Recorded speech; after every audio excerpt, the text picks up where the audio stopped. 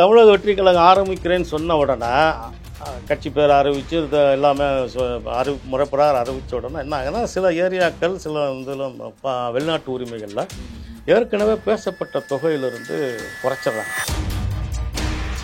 Single first track, second track, அவனை teaser, trailer இது எல்லாமே எங்களுக்கு கொடுத்துடணும். சன் டிவி தரப்பு இப்படி கேட்கும்போது நீங்கள் என்ன ஏஜிஎஸ்க்கு ஒரு நெருக்கடி வருது. ஏற்கனவே டிஸ்ட்ரிபியூட்டர் கழிச்சிக்கிட்டு வர்றான், அப்போ ஆடியோ பேக்ஸ் ஆடியோ ரைட்ஸ் வாங்குறவன் கழிக்கிறான். அப்போ என்னடா ஒன்றா கழிச்சிக்கிட்டே வருது. வர ஒரு பெரிய ஹீரோக்கு படம் பிஸ்னஸ் ஏறிக்கிட்டே தான் போகும். இந்த படத்துக்கு என்ன விஜய் படத்தை இறங்கிட்டே வருது. இப்போ படத்தோட ரிலீஸுக்கு பெரிய பிரச்சனை இருக்குன்னு சொல்கிறீங்க சார்.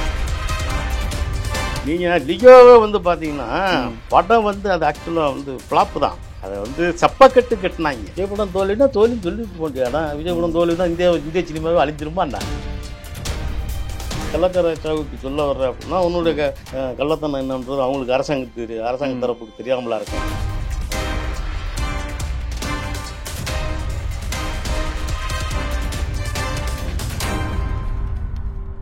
ரியல் ஒன் நேயர்களுக்கு வணக்கம்.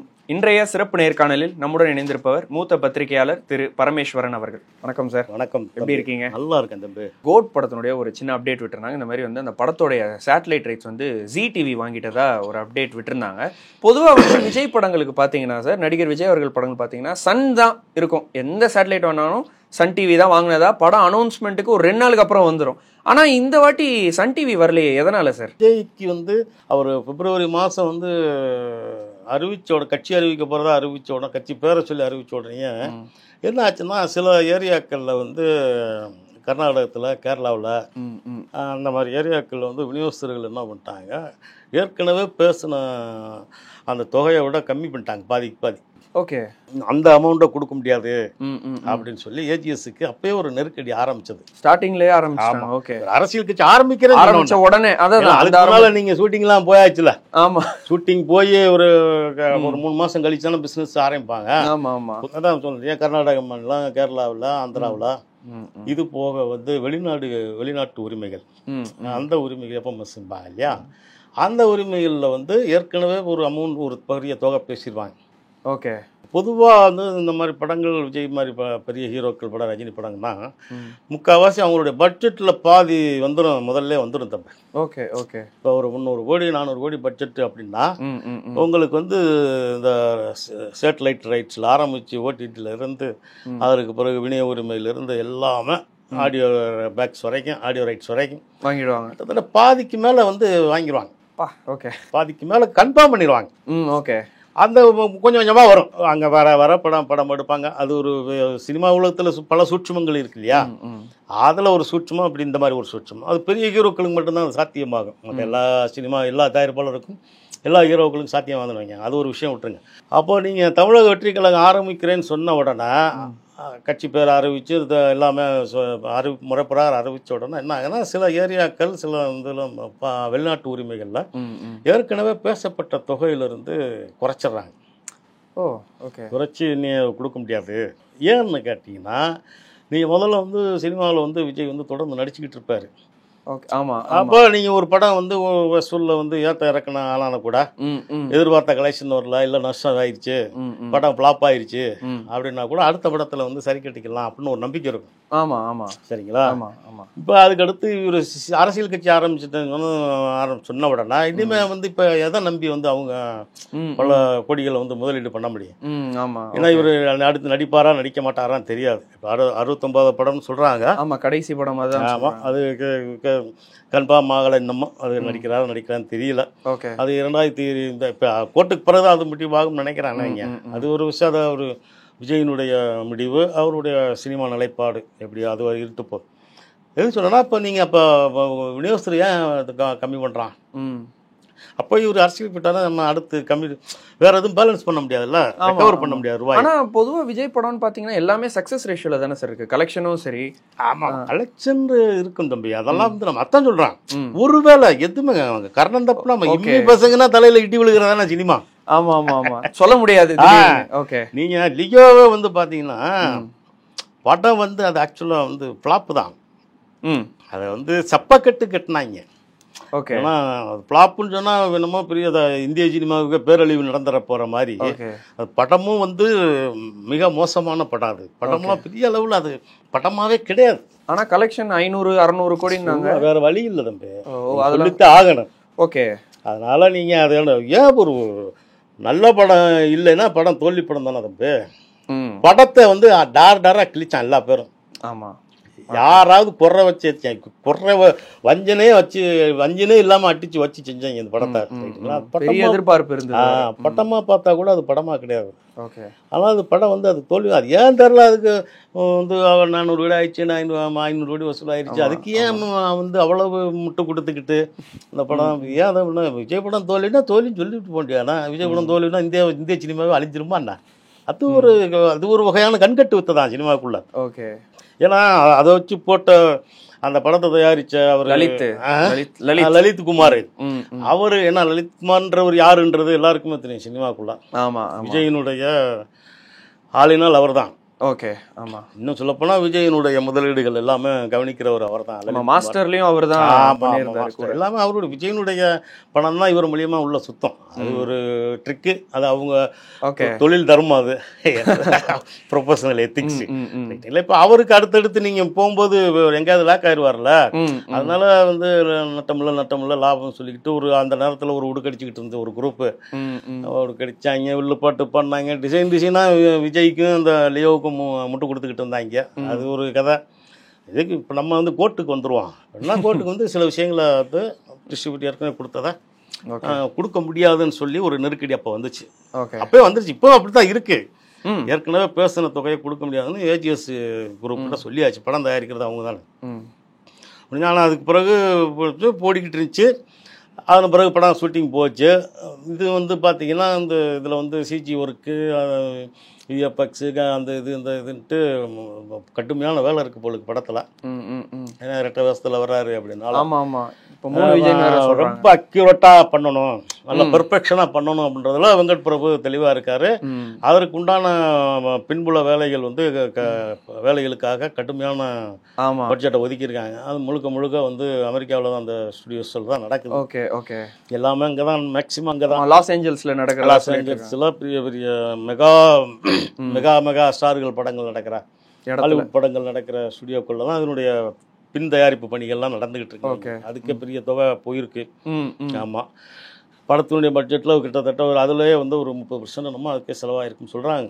அது சரி, படம் பெர்ஃபெக்ஷனாக வர்றதுக்கு டைரக்டர் மெனக்கிடலாம். அதற்கு வந்து ஏஜிஎஸ் வந்து உடன்பட்டுருக்கலாம். அது ஒன்றும் தப்பு இல்லை. எதுக்கு சொல்லணும்னா, இப்போ அந்த டிஸ்ட்ரிபியூட்டர் நெருக்கடி இருக்கு இல்லையா? அதற்கு அப்புறம்னா சன் டிவி தான் அந்த சேட்டலைட் ரைட்ஸ் பேசுனாங்க முதல்ல. அவங்க வந்து 40 to 50 கோடி ரூபா சேட்டலைட் ரைட்ஸு. ஓகே. அந்த ரேஞ்சில் பேசி முடிச்சிருக்காங்க. முடிக்கும்போது அதற்கு பிறகு அவனை சன் டிவி தரப்பினுடைய ஒரு நிபந்தனை என்னன்னா, இந்த படத்தினுடைய ஃபர்ஸ்ட் சிங்கிள், டீசரு, அப்புறம் ட்ரெய்லர் இருக்கு, அப்புறம் செகண்ட் ப்ரோமோன்னு ஒன்று இருக்கு. அது ஒரு 5 வீடியோ. அதனுடைய படிமானங்கள் வந்து படிநிலைகள் வந்து பல கட்டம் இருக்குல்ல. First single, first track, second track, அவன டீசரு, ட்ரெய்லரு, லிரிக் வீடியோ, அது இது நிறைய படிநிலைகள் இருக்கு. இது எல்லாமே வந்து எங்களுக்கு கொடுத்துடணும் அப்படின்ற மாதிரி சன் டிவி தரப்புல இருந்து சொல்லியிருக்க சிறப்பு நிபந்தனைகள். அவங்க ஒரு படத்தை வாங்குறாங்கன்னா அவங்க எல்லா வகையான அனுகூலங்களையும் எதிர்பார்த்து தானே அவங்க படத்தை வாங்குவாங்க. சன் டிவி தரப்புன்றது சாதாரணமா? அவங்களுக்கு உண்டான ரீச் என்ன. ரெண்டாவது சன் டிவியினுடைய பேமெண்ட் சிஸ்டமே தட்டாலட்டியாக இருக்கும். ஓகே. மற்ற மாதிரி தவணெல்லாம் கிடையாது, ஒரே பேமெண்ட் அந்த மாதிரி தான். அப்போ இந்த மாதிரி டீசரு, சிங்கிள் ட்ராக்கு இதெல்லாம் நமக்கு வேணுங்கும் போது இது ஏஜிஎஸ்சிக்கு வந்து ஒரு நெருக்கடி இருக்கு. ஏன்னா உங்களுக்கு அந்த கோட்டினுடைய ஆடியோ ரைட்ஸ்ன்றது வந்து டி சீரீஸ். டி சீரீஸ் தான் வாங்கியிருக்காங்க. டி சீரீஸுக்கு அவங்க அக்ரிமெண்ட் போட்டால் அவங்க வந்து பெரிய அளவில் ஒரு 20 to 25 கோடி ரூபாய்க்கோ நம்ம பெரிய அளவில் ஆடியோ ரைட்ஸ் அவங்க அக்ரிமெண்ட் போட்டு முடிச்சிட்டாங்க. அப்போ சன் டிவி தரப்பு இப்படி கேட்கும்போது நீங்கள் என்ன, ஏஜிஎஸ்சிக்கு ஒரு நெருக்கடி வருது. இதை எப்படி வந்து டி சீரீஸ்ட போய் சொல்கிறது? அப்போ சன் டிவி தரப்பில் பல வீடு பேசும்போது இந்த மாதிரி அவங்களுக்கு கொடுத்துட்டோம். இல்லை நீங்கள் அதுக்கு ஒத்துக்கிட்டா நாங்கள் எதுக்கு ஒத்துக்கிறோம் அப்படின்ற மாதிரி சன் டிவி அவங்களோட நிபந்தனையில் தெளிவாக இருக்காங்க. ஓகே. அப்போ டி சீரிஸ்கிட்ட போய் ஏஜிஎஸ் தரப்பு பேசுது. இந்த மாதிரி சன் டிவி கேட்குறாங்க டீசர்ஸ் இதெல்லாம். அது எப்படி நாங்கள் ஆடியோ ரைட்ஸ் வாங்கியிருக்கும் போது எல்லாமே அதுக்குள்ளே தானே வரும். ஆமாம், கண்டிப்பாக. டீசர்லேருந்து சிங்கிள்ஸ் எல்லாமே ஃபர்ஸ்ட் சிங்கிள்லேருந்து ட்ராக் வரைக்கும் எல்லாமே அதுக்குள்ளே தானே அடங்கும். அப்போ நாங்கள் வந்து அதை கொடுக்க முடியாது அப்படின்னு. அப்போ அவங்களுக்கு என்னன்னா இங்கே வந்து சன் டிவிக்கு எதிராக சன் டிவி பகிச்சுக்கிட்டு பண்ணுறது பெரிய அளவில் சிக்கலை படம் ரிலீஸ் தரத்தில் வந்து பெரிய அளவில் சிக்கலை உண்டாக்கிறோம். ஓகே, ஆமாம். இந்த டிஸ்ட்ரிபியூஷன் ரைட்ஸ் அந்த மாதிரிலாம் சன் டிவியினுடைய பவர் என்னன்னு தெரியும். அவங்க ஆளுங்கட்சியினுடைய இது அவங்க ஆளுங்கட்சியாக இருந்தால் திமுக வந்து ஆளுங்கட்சியாக இருந்தாலும் இல்லாட்டாலும் சன் டிவியினுடைய பவர் என்னன்றது எல்லாருக்கும் தெரியும். ஆமாம், அவங்களுடைய பிஸ்னஸ் முறையே வேற ரைட்டுங்களா. அப்போ ஏஜிஎஸ்க்கு ஒரு கிடைக்குது. ஓகே, கல்பாத்தி அகோரம்.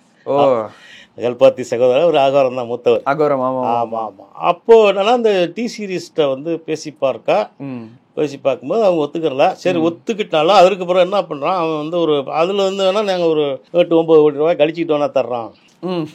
ஏற்கனவே பேசணும். அவன் ஒரு கொக்கியை போடுறான். ஓகே, கொக்கியை போட்டால் இதில் 8-9 கோடி ரூபா இதில் பிடிச்சா என்ன பண்ணுறது?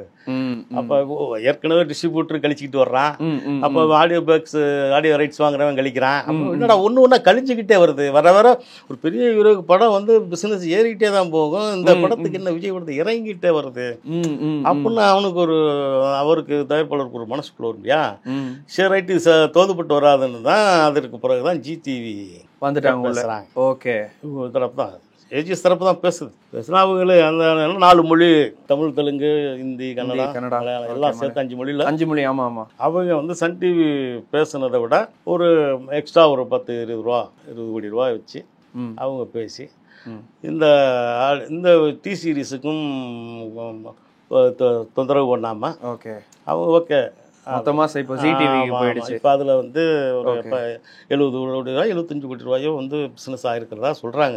Okay okay. ஆனால் இதில் வந்து என்னன்னா அவங்களுக்கு இதுவரைக்கான விஜய் படங்களுடைய பிஸ்னஸ்ன்னு பார்த்தீங்கன்னா அதாவது இந்த வெளி விற்பனைகள் இருக்கு. பட விற்பனையை தவிர்த்து மற்ற எல்லா விற்பனையும் இருக்கு இல்லையா. Audio rights, satellite rights, OTT rights அப்படி இப்படின்னு பார்த்தீங்கன்னா நீங்கள் வந்து மற்ற படங்களை விட இது வந்து கம்மின்னு தான் சொல்கிறாங்க. பிஸ்னஸையும் தாண்டி படத்தோட எக்ஸ்பெக்டேஷன்ஸும் கம்மி தான், எதிர்பார்ப்பும் கம்மி, எதிர்பார்ப்பு கம்மியாக இருக்குது. ஏன்னா இதுக்கு எல்லாருக்குமே வந்து மூல காரணம் வந்து அரசியல் தான். விஜயோட அரசியல் வருகை இருக்கு இல்லையா. ஆமா ஆமா. அப்போ வந்து நீங்க படம் ரிலீஸ் அப்போ என்னென்ன வகையான சிக்கல் எந்தெந்த ரூபத்துல யார் ரூபத்துல வரும் அப்படின்றது வந்து தெரியாம இப்ப வந்து கல்பாத்தி அகோரம் வந்து முழிச்சிட்டு இருக்காங்க. கள்ள முழுங்கிட்டு என்ன. அப்போ படத்தோட ரிலீஸுக்கு பெரிய பிரச்சனை இருக்குன்னு சொல்றீங்க சார். பெரிய அளவுல சிக்கல் வரும், பிரச்சனைகள் வர சிக்கல் வரையில. ஓகே, ஏதாவது பண்ணி ரிலீஸ் பண்ணி நீங்க மறைமுகமா ஒரு சிக்கலை வந்து கொடுத்துருவாங்க நினைப்பாங்க. ஏன்னா நீங்க அரசியலுக்குள்ள என்டர் ஆகிட்டீங்க அப்படின்றதுனால அதற்குண்டான எல்லா விதமான எதிர்ப்புகளையும் சமாளிச்சு தானே. கண்டிப்பா இப்பவே ஆரம்பிச்சிடுறாங்க. இப்பவே வந்து நீங்க ஆரம்பிச்சாதான் அப்ப நீங்க அந்த படம் எதிர்ப்புன்னு வரும்போது நீங்க சமாளிச்சு தான் ஆகணும். அது வந்து இவர் விஜய் சமாளிப்பாரு, ஆனா மாட்டிக்கிட்டு முழிக்கிறது கல்பாத்தி அகோரம் தான்.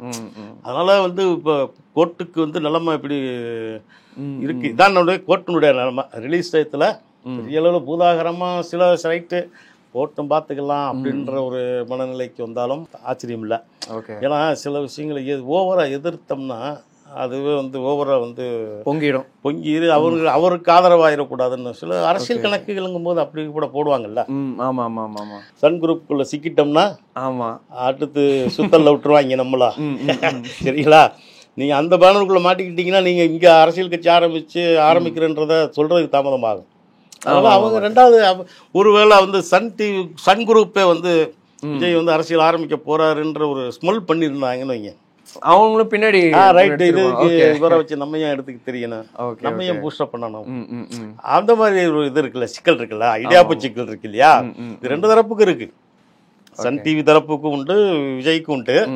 இப்ப அதனுடைய இது வந்து அதனால அந்த விலகிட்டாங்க. இப்ப சரி இந்த ரைட்ஸ் எப்படியாவது இந்த பேச்சுவார்த்தை நடந்தும் போது இந்த பேச்சுவார்த்தையில் உடன்பாடு இல்லாமல் இப்போ ஜிடிவி குரூப் உள்ளே வந்திருக்கு. ஜிடிவி டி சீரீஸ் அப்படின்னு பார்த்தீங்கன்னா இது வடநாட்டு குரூப் தானே.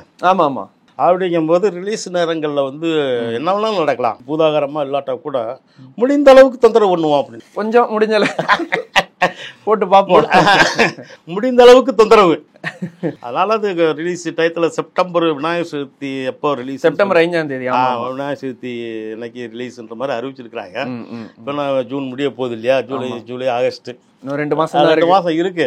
அது ஒரு ஜூலை. இப்ப ஏன்னா இவர் வந்து இப்ப விஜய் வேற கள்ளக்குறிச்சி சம்பவத்துக்கு நேரா போய் பார்த்திருக்காரு. கள்ளச்சாராய சாவுக்கு வேற அந்த பக்கம் போயிட்டு வந்திருக்காரு. ஆமா ஆமா. அதுக்கு பிறகு அரசாங்கத்தை எதிர்த்துல அரசாங்கம் வந்து உரிய நடவடிக்கை எடுக்கணும், நேரடியாவே ஒரு அறிக்கை விட்டாரு. நேரடியாக ஒரு அறிக்கையை விட்டாரு. ஆமா. அரசாங்கம் கவனக்குறைவா இருக்கு அப்படின்ற மாதிரி ஒரு அறிக்கை விட்டுருக்காரு. ஆமா. ஏன்னா அதனால வந்து இப்போ அரசாங்கத்துக்கு இது ஒரு வகையான எதிர் நிலைப்பாடுன்ற மாதிரி தான் எல்லாருக்கும் தோணும். ஏன்னா நீட் தேர்வுக்கு வாயை திறக்காத விஜய் வந்து இதுக்கு வாயை திறக்கிறாருன்னு அர்த்தம் இருக்குல்ல. ஆமா, நிஜமாலே நீட் தேர்வை ஒழிச்சு கட்டணும்னு இந்தியா முழுக்க எல்லா அரசியல் கட்சிகளும் சொல்லிட்டு இருக்காங்கல்ல. அப்ப நீ அதுக்கு சொல்லியிருக்கணும்ல. ஓகே, அதுக்கு சொல்லாம நீ கள்ளச்சாராய சாவுக்கு சொல்ல வர்ற அப்படின்னா உன்னுடைய கள்ளத்தனம் என்னன்றது அவங்களுக்கு அரசாங்க தரப்புக்கு தெரியாமலா இருக்கும். அதனால வந்து எல்லா சிக்கலையும் எதிர்கொள்ள தயாரா இருக்கணும்.